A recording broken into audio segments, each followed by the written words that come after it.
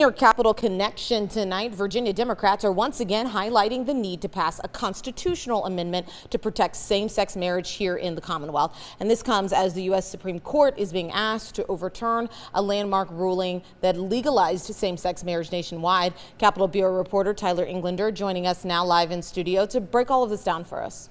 Yeah, Deanna, the Supreme Court, if they do overturn its previous ruling allowing same-sex couples to marry nationwide, same-sex marriage would likely become illegal here in Virginia unless changes to the state constitution are made.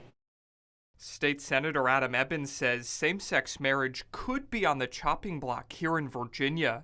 Ebbins saying that's because if the Supreme Court overturns previous rulings on the issue, Virginia's constitution includes language that says the state shall only recognize marriages between one man and one woman. A lot of people don't realize that the Virginia Constitution has some outdated language that is out of compliance with our current law. However, Ebbins is trying to change that. He's authored a proposed constitutional amendment to require clerks to issue marriage licenses to couples regardless of their race, gender, or sex.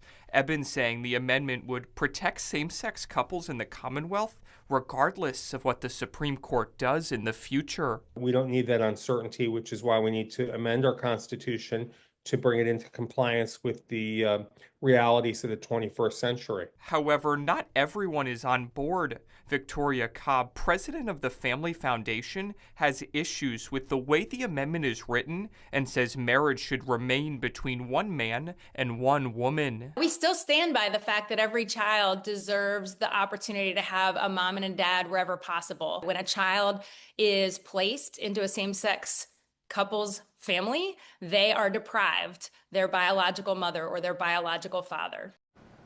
Now, for any changes to the state constitution to be made, two things still need to happen. First, the proposed amendments would need to be approved by the General Assembly next winter. Then it would also need to be approved by the voters in November.